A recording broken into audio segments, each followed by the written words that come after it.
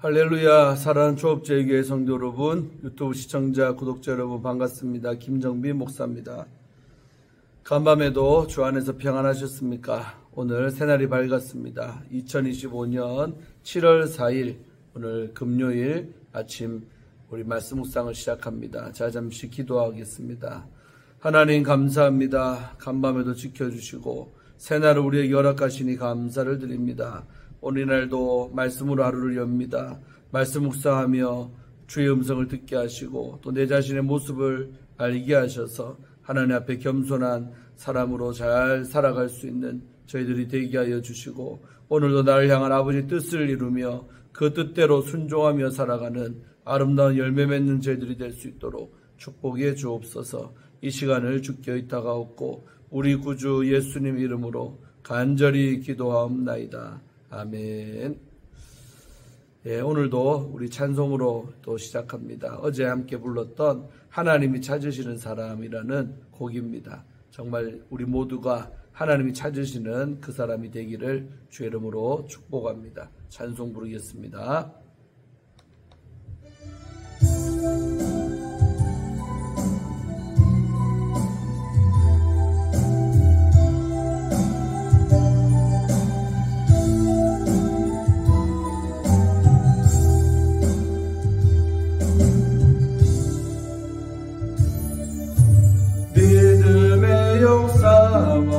사랑의 수고와 그리스도를 향한 소망의 인내로 환난 가운데서도 믿음의 본되는 그대는 하나님이 찾으시는 사람. 믿음의 역사와 사랑의 수고와 그리스도를 향한 소망의 인내로 환난 가운데서도 믿음의 본되는 그대는 하나님이 찾으시는 사람. 그대는 하나님의 택하신 예배자. 온 열방을 가슴에 품은 중보자. 그대는 하나님의 절친 갑주를 입고 선한 싸움 다 싸울 하나님의 강한 용사죠. 그대는 하나님이 택하신 예배자. 온 열방을 가슴에 품은 중보자. 그대는 하나님의 절친 갑주를 입고 선한 싸움 다 싸울 하나님의 강한 용사죠. 아멘. 더 길게 부르고 싶지만 더 큐티를 해야 되기 때문에 마칩니다. 정말 하나님이 찾으시는 그런 멋진 그리스도인이 되기를 주의 이름으로 축원드립니다. 자, 오늘 함께 말씀 묵상하실 말씀 오늘 시편 88편입니다. 1절부터 18절까지의 말씀입니다. 시편 88편 1절로 18절. 제가 개역 개정판으로 읽고 또 이어서 우리말 성경으로 한번 더 읽고 두 번 읽도록 하겠습니다. 잘 함께 따라서 읽기를 바랍니다. 고라 자손의 잔송시 곧 에스라인 헤만의 마스길 인도자를 따라 마할랄럿 안롯에 맞춘 노래. 여호와 내 구원의 하나님이여 내가 주야로 주 앞에 부르짖었사오니 나의 기도가 주 앞에 이르게 하시며 나의 부르짖음에 주의 귀를 기울여 주소서. 무릇 나의 영혼에는 재난이 가득하며 나의 생명은 수월에 가까웠사오니 나는 무덤에 내려가는 자같이 인정되고 힘없는 용사와 같으며 죽은 자 중에 던져진 바 되었으며 죽임을 당하여 무덤에 누운 자 같으니이다. 주께서 그들을 다시 기억하지 아니하시니 그들은 주의 손에서 끊어진 자니이다. 주께서 나를 깊은 웅덩이와 어둡고 음침한 곳에 두셨사오며 주의 노가 나를 심히 누르시고 주의 모든 파도가 나를 괴롭게 하셨나이다. 셀라. 주께서 내가 아는 자를 내게서 멀리 떠나게 하시고 나를 그들에게 가증한 것이 되게 하셨사오니 나는 갇혀서 나갈 수 없게 되었나이다. 곤란으로 말미암아 내 눈이 새하였나이다. 여호와여, 내가 매일 주를 부르며 주를 향하여 나의 두 손을 들었나이다. 주께서 죽은 자에게 기이한 일을 보이시겠나이까? 유령들이 일어나 주를 찬송하리이까? 셀라. 주의 인자하심을 무덤에서, 주의 성실하심을 멸망 중에서 선포할 수 있으리이까? 흑암 중에서 주의 기적과 이즘의 땅에서 주의 공의를 알 수 있으리이까? 여호와여, 오직 내가 주께 부르짖었사오니 아침에 나의 기도가 주의 앞에 이르리이다. 여호와여, 어찌하여 나의 영혼을 버리시며 어찌하여 주의 얼굴을 내게서 숨기시나이까? 내가 어릴 적부터 고난을 당하여 죽게 되었사오며 주께서 두렵게 하실 때에 당황하였나이다. 주의 진노가 내게 넘치고 주의 두려움이 나를 끊었나이다. 이런 일이 물같이 종일 나를 애우며 함께 나를 둘러쌌나이다. 주는 내게서 사랑하는 자와 친구를 멀리 떠나게 하시며 내가 아는 자를 흑암에 두셨나이다. 아멘. 우리말 성경으로 다시 한번 읽겠습니다. 고라자손의 시, 인도자를 따라 헤만의 마스길, 지휘자를 따라 마할랄렛 안노세 맞춰 쓴 노래. 오 여호와여, 내 구원의 하나님이여, 내가 밤낮으로 주 앞에서 부르짖었습니다. 내 기도가 주 앞에 이르게 하시고 내 부르짖음에 귀를 기울이소서.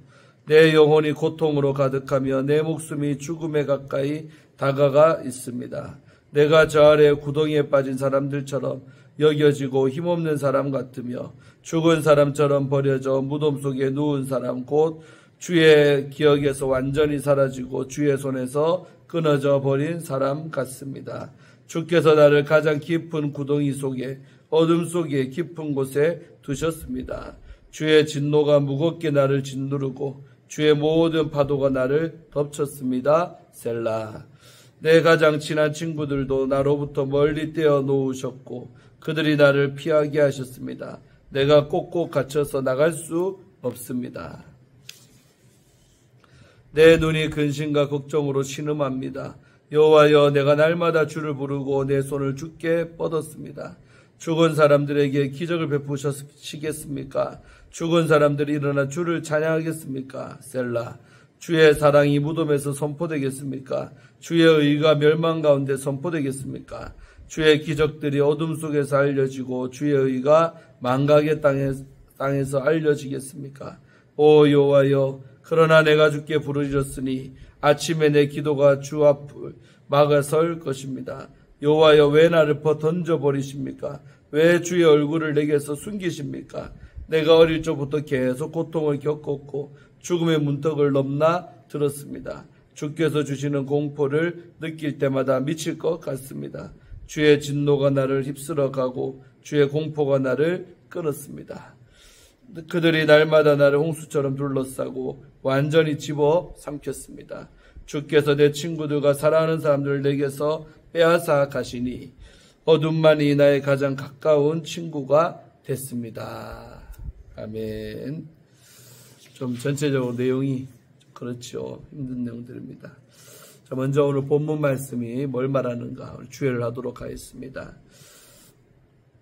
우리 시편이 88편 나의 기도가 주의 앞에 라는 어떤 주제를 가지고 또 제목을 갖고 함께 큐티를 하도록 해보겠습니다. 우리 시편 오늘 88편은 개인적인 탄원시입니다. 개인이 하나님 앞에 기도하는 거죠. 탄원시로 병 때문에 죽음을 앞둔 자의 기도로 보인다는 겁니다. 이 시편에서는 어떠한 희망도 찾아볼 수가 없지요. 찬양이 나타나지 않기에 탄원시의 전형적 모습에서도 벗어난다고 할 수 있습니다. 이러한 특징 때문에 많은 주석가는 이 시편을 절망만을 토로하는 기도로 이해했었습니다. 또한 내용상의 특징 때문에 교회에서는 이 시편을 성금요일에 묵상을 했습니다. 성금요일.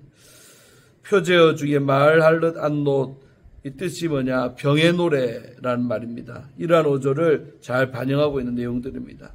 또한 이 표제어는 질병 혹은 참회와 같은 고난을 겪는 기도자의 상황을 나타내고 있습니다. 해만의 말쓰기라는 표현은 고난의 의미, 또 고난을 이겨내기 위한 기도, 지연되는 하나님의 응답 등 고난을 바라보는 지혜 문학적 요소로 이 시편 안에 있음을 암시하고 있지요. 말쓰길이 교훈이라는 뜻이잖아요. 그래서 이 시편은 다음과 같이 세 개의 단락으로 나누어 볼 수가 있습니다. 제1년 1절로 9절까지인데 죽음을 앞둔 시인의 탄원이 되겠습니다. 그 제2연은 10절부터 12절 하나님을 향한 시인의 수사 의문문, 그 다음에 마지막 제3년은 13절부터 18절까지 재차 탄원하는 그 시인의 모습이 나타나고 있습니다. 자, 그러면 첫 번째 연인 1절부터 9절의 내용 보면 1절에서 시인은 하나님을 구원의 하나님이라고 부르고 있습니다. 이 호칭은 이 시편의 전체 맥락을 암시하고 있습니다. 시인은 자신이 밤낮으로 쉬지 않고 하나님을 향해 간절히 기도하고 있음을 항변하고 있습니다. 2절에서도 시인은 자신의 간절함을 하나님께 상기시키고 있습니다. 시인은 견딜 수 없는 고통 속에서 하나님을 향해 힘껏 소리내 기도를 합니다. 그리고 3절에서는 시인은 자기가 거의 죽음의 문턱에 이르렀다고 표현하고 있습니다. 수월은 죽은 사람들이 자리이기 때문에 그렇습니다. 또한 자기의 영혼에 재난이 가득하다고 표현하고 있지요. 영어로 번역된 네페시는 목구멍을 뜻하기도 합니다. 네페시, 목구멍. 시인은 자기 목구멍까지 재난이 가득 차 마치 물이 목구멍까지 차올라 죽어가는 사람과 다를 바 없음을 항변하고 있습니다. 4절에서 시인은 자신을 무덤에 내려가는 자, 힘없는 용사에 비유해 무력함을 토로하고 있습니다. 여기서 시인을 향한 주위 사람들의 시선이 드러납니다. 타인이 보기에도 시인은 더 이상 손쓸 수 없는 죽은 자와 다를 바가 없다는 것이지요. 5절에서 던져지다로 번역된 하프시는 자유로운이라는 뜻을 갖고 있습니다. 이 단어의 뜻이 이상에 맞지 않기에 역설적 표현으로 이해할 수가 있는 것입니다. 즉 죽음을 앞에 두어 공동체의 의무에서 벗어나 자유로워진 상황이지만 이는 오히려 죽은 자들과 함께 놓인 시인의 고통을 강조하는 말이 되겠죠. 하반절에서 시인이 강조하듯이 죽은 자들은 하나님의 권세에서 끊어진 존재들이기 때문입니다. 6절에서 시인은 죽음의 모티브를 깊은 웅덩이와 어둡고 음침한 곳으로 표현하고 있습니다. 또한 시인은 자신이 겪는 고난의 원인이 하나님께 있다고 항변하고 있습니다. 7절에서도 동일한 이해를 확인할 수 있습니다. 이 구절에서는 하나님의 노여움이 시인을 누르며 주의 모든 파도가 시인을 괴롭힌다고 말하고 있습니다. 이는 시인이 감당할 수 없는 근원적 혼돈이 그를 완전히 덮고 있음을 의미하고 있습니다. 또 같은 표현이 우리 시편 42편 7절에도 나오죠. 그래서 8절도 고난의 원인이 하나님께 있다고 항변하고 있습니다. 이 시인의 친구들이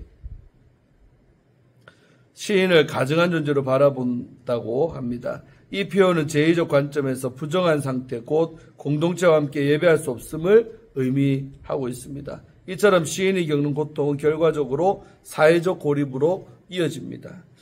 그런데 고난의 원인을 하나님께 돌리는 시인의 고백은 오히려 오직 하나님이 죽음의 권세에 놓인 자 자신을 구원해 줄 수 있다라는 고백입니다. 즉 혼돈의 세력이 죽음을 이기시는 하나님의 능력을 강조하며 자신은 여전히 그분의 주권 안에 있음을 강조하는 고백입니다. 9절에서 시인은 다시 한번 자기 몸의 상태가 얼마나 심각한지 하나님 앞에 호소하고 있죠. 눈은 사람의 생기를 표현하는 신체 기관인데, 즉 눈이 제한 것은 그의 건강에 큰 문제가 있음을 의미하고 있는 것입니다. 자, 그리고 이제 10절로 이제 12절 석절, 우리 두 번째 연이죠. 하나님을 향한 시인의 수사 의문문이 나오고 있습니다.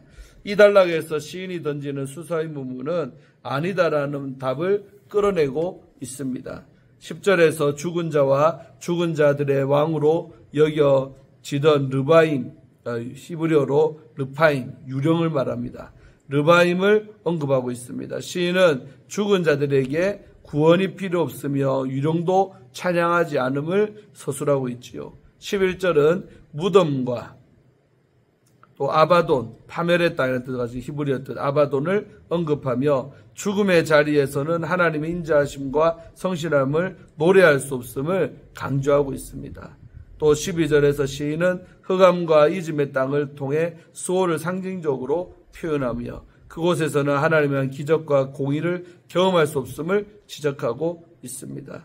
이달락에서 시인은 현재의 삶에서 여호와 하나님 되심을 경험하기를 소원하고 있습니다. 10절의 찬송은 여호와의 하나님 되심에 대한 감사의 반응이기 때문에 그렇습니다. 자, 마지막으로 이제 13절에서 18절 내용을 한번 보겠습니다. 재차 단언하는 시인의 모습이 나타나고 있지요. 그래서 13절에서 시인은 1절과 마찬가지로 자신이 간절하게 하나님을 찾고 있음을 강조하고 있습니다. 무엇보다 아침에 기도가 하나님께 이른다는 표현을 통해 희망을 바라는 자신의 모습을 드러내고 있습니다. 전통적으로 아침은 악이 우세한 시간에서 희망의 시간으로 전환되는 시점입니다. 14절은 지속되는 고통을 잘 표현하고 있습니다. 하나님은 숨어 계시는 분을 언급하는 것은 지연되는 구원이 속히 임하기를 바라기 때문에 그렇습니다. 15절을 통해 시인의 고통이 오래되었음을 우리는 알 수가 있습니다. 또 그는 고통이 하나님으로 인한 것이라고 말하고 있지요. 고통이 지속되는 상태는 시인이 기대하는 하나님의 성품과는 완전히 괴리된 상황이기에 시인은 혼란스러워합니다. 16절에서 시인은 진노가 자신에게 넘치고 있다고 표현하고 있지요. 7절과 동일한 모티브죠. 그리고 17절에서 시인은 고통스러운 일이 자신을 물처럼 애우고 있다고 말합니다. 물은 하나님의 질서를 위협하는 초월적 존재를 상징하고 있습니다. 마지막 18절은 육체의 고통이 사회적 고립으로 이어졌음을 보여주고 있습니다. 내가 아는 자를 흑암에 두셨다라는 표현은 어둠만이 나의 친구라고 이해할 수 있지요. 고통은 여전히 이어지고 있지만 시인은 끝까지 기도를 멈추지 않습니다. 예, 여기까지 우리가 본문 주예를 했습니다. 그래서 어떤 말씀들이 있었나를 우리가 알 수 있죠. 자, 그러면 오늘 이제 이런 좀 시편 기자의 어두운 내용의 기도지만 이 속에서 우리 주는 아버지의 메시지인 줄 믿습니다. 적용점을 한번 보도록 합니다. 밤이 깊다는 것은 바꾸어 말하면 아침도 가깝다는 그런 뜻이 되는 거죠. 지금이 가장 어두운 순간처럼 느껴져도 아침은 반드시 오게 돼 있죠. 시편 88편의 시인은 끝없는 어둠 속에서도 하나님을 향해 부르짖고 있습니다. 그의 삶엔 아직 빛이 보이지 않지만 그의 기도는 바른 방향을 가리키고 있습니다. 하나님을 향한 방향을 찾는 것이 참된 신앙입니다. 제가 늘 말하지만 정말 어둠의 터널 지나고 어려운 문제 겪을 때 기도한다는 것은 희망이 있는 겁니다. 어떤 사람이 문제나면 문제를 만나도 기도할 줄 모르고 아무리 힘들어도 아버지의 성전에 나와 엎드리지 않는 사람들이 제일로 안타까운 겁니다. 아무리 어둠이 길어도 성전에 나오고 기도하고 하나님 앞에 탄원할 수 있다면 그 사람에게는 희망이 있다고. 또 그게 참된 우리의 믿음이 아니겠습니까? 자, 시인은 깊은 절망 가운데서도 하나님을 내 구원의 하나님이라고 부르며 밤낮으로 또 부르짖고 있습니다. 1절이었죠. 그런 고통 속에 있으면서도 하나님을 찾는 태도는 믿음의 표현이다. 그러니까 믿음 있는 자만이 어려울 때 아버지 앞에 나아가 부르짖고 기도한다는 겁니다. 믿음의 표현이죠, 기도가. 시인은 견디기 힘든 현실을 회피하거나 외면하지 않고 하나님 앞에 그대로 토로합니다. 그래서 우리가 힘들 때 하나님 나 너무 힘듭니다. 내 있는 모습 그대로 나아가는 게 제일 중요합니다. 숨김없이 하나님 앞에 꾸밈 없이 솔직하게 나아가시기를 바랍니다. 하나님은 우리의 기도를 들으시는 분이지요. 성도는 눈앞의 상황보다 구원 하나님을 바라보아야 합니다. 그러니까 문제보다 더 크신 문제 뒤에 계신 그 하나님을 볼 수 있기를 축원드리는 겁니다. 땅이 변하고 산이 흔들려 바다 가운데 빠질지라도 두려워하지 않는 믿음을 갖추어야 합니다. 오늘 본문의 말씀은 아니지만 시편 46편 2절의 말씀입니다. 고난은 하나님께 나아가는 통로가 되는 것입니다. 고난의 의미를 우리가 좋게 생각해야 됩니다. 하나님께 나아갈 수 있는 고난의 길이 된다는 겁니다. 시인은 나의 기도가 주 앞에 이르게 하시며 나의 부르짖음에 귀를 기울이소서라고 간절히 외치고 있습니다. 2절이었죠. 고난 중 가장 큰 아픔은 하나님께 버림받았다는 느낌입니다. 느낌. 자, 수요일 때도 말했지만 시편 20편에서도 그랬죠. 느낌에 속지 말자고. 그 느낌을 받을 수는 있죠. 인간인지라 육을 입고 있기 때문에 그렇습니다. 그래서 그는 하나님께 기도를 들어주시기를 간구하고 있습니다. 기도는 단순한 소리가 아니라 하나님과의 관계를 붙드는 신앙의 끈입니다. 고통 속에 있는 사람에게 큰 참된 위로는 환경이 아니라 하나님으로부터 오는 것입니다. 사람이 주님이 함께 하신다는 믿음이 있을 때 우리는 다시 일어설 수 있지요. 할렐루야. 시인은 친구들에게 버림받고 사람들과의 관계가 모두 끊어진 외로운 현실을 고백하고 있습니다. 8절이었죠. 나는 갇혀서 나갈 수 없게 되었다라는 표현은 심리적, 사회적 고립감을 드러내고 있는 말입니다. 그런데 중요한 점은 그가 여전히 하나님 앞에서 탄식하고 있다는 사실입니다. 관계의 단절, 고통, 또 외로움 속에서도 기도의 방향은 하나님께 향하고 있습니다. 고난 속에서 하나님을 찾는 마음이 진짜 믿음인 것입니다. 하나님은 그 믿음을 귀히 여기시며 결코 외면하지 않으십니다. 할렐루야. 시인은 어둠 속에서도 아침마다 하나님께 기도를 드린다고 고백을 합니다. 13절이죠. 반복되는 고통과 침묵 속에서도 그는 기도를 멈추지 않습니다. 아무리 밤이 길고 힘들어도 아침이 오듯 하나님을 향한 기도는 반드시 시작됩니다. 기도를 반복한다고 해서 때로 고통스럽지만 우리를 하나님 앞에 머물게 하는 것입니다. 기도한다는 것 자체가 하나님 앞에 나아감입니다. 하나님 앞에 머무르는 태도가 뭐냐? 기도한다는 것이지요. 감당하기 어려운 고난이 밀려올 때 기도는 우리를 붙드시는 줄이 됩니다. 아멘. 시인은 그것을 붙든 것입니다. 고난의 때에 더 하나님 앞에 머무시기를 바랍니다. 무엇으로요? 기도로. 할렐루야. 시편의 마지막 절은 내 친구는 어둠뿐이니이다 라는 고백으로 끝이 납니다. 18절. 기적이나 희망 없이 끝나는 이 시는 오히려 더 현실적 신앙 고백을 담고 있습니다. 삶의 모든 문제가 당장 해결되지 않을 수도 있고 응답이 없을 수도 있지요. 그럼에도 신앙은 유효합니다. 그리스도인은 이 땅의 완전함이 아니라 하나님 나라의 영원한 소망을 바라보는 사람입니다. 이 땅에서 아무 기적이 일어나지 않아도 하나님이 준비하신 이 의의 면류관을 기대하며 걸어가는 사람이 참된 신자인 것입니다. 디모데후서 4장 8절에 그 말씀이 나오지요. 삶이 깊은 어둠 속에 있을 때 믿음은 방향으로 드러납니다. 시인은 끝없는 고통 속에서도 하나님을 향한 기도의 끈을 놓지 않았습니다. 응답이 없어도 기적이 없어도 하나님을 향한 마음이 이어지는 한 믿음은 살아있는 것입니다. 할렐루야. 우리도 어둠의 한복판에서 하나님을 향한 부르짖는 신앙의 방향을 잃지 말아야 되겠습니다. 아침은 반드시 오는 것입니다. 할렐루야. 오늘 큐티 마치겠습니다. 우리 살면서 고난이 깊어지고 또 환난과 어둠의 일 또 당연히 겪을 수 있습니다. 하나님 믿는다고 그런 일들이 없는 것은 아닙니다. 목사에게도 있고 장로님에도 있고 다 있습니다. 그러나 늘 말하지만 우리가 고난의 터널을 지날 때 차이가 뭐냐? 기도하고 안 하고의 차이입니다. 오늘 이 시편의 시인처럼 정말 우리도 어려움 가운데 부르짖고 또 나아가야 될 줄로 믿습니다. 그렇게만 한다면 반드시 희망은 있고 아침은 오고 또 고난도 끝이 오는 것입니다. 그래서 힘들 때 더 사람 만나려고 하지 말고 문제를 가지고 주 앞에 나아가서 단언하고 기도하는 그런 지혜자들이 되기를 주의 이름으로 축원드리겠습니다. 기도하고 마칩니다. 하나님 감사합니다. 오늘 이 아침에 시편 말씀을 통해 은혜 받게 하시고 주의 음성을 듣게 하시니 감사합니다. 사랑하는 아들아, 사랑하는 딸아, 내 앞에 나와 기도해라. 이것이 바로 주님의 음성인 줄로 믿습니다. 내 문제를 가지고 사람과 아무리 만나고 차를 마시고 커피를 마셔도 정말 마음만 나눌 뿐이지 답은 없습니다. 아버지, 그 시간에 성전 나와서 기도하게 하소서. 내 문제를 가지고 사람과 만나기보다는 여호와 우리 하나님 앞에 나와 부르짖고 단언하며 눈물로 호소하며 기도하는 저희들 되게 하여 주옵소서. 기도하는 자에게는 반드시 희망이 있고 기도하는 자에게는 반드시 아침이 옴을 믿습니다. 고난 속에 환난 속에 기도하는 그런 지혜가 우리 조업체에게 모든 성도들에게 있게 하시고 또 유튜브를 통해서 시청하는 모든 성도님들한테 있게 하여 주옵소서. 고난 속에 부르짖는 믿음의 사람들이 되게 하여 주옵소서. 감사드리고 오늘 이 하루도 하나님께 모든 것을 의탁하옵고 우리를 죄에서 구원하신 예수님 이름으로 간절히 기도하옵나이다. 아멘.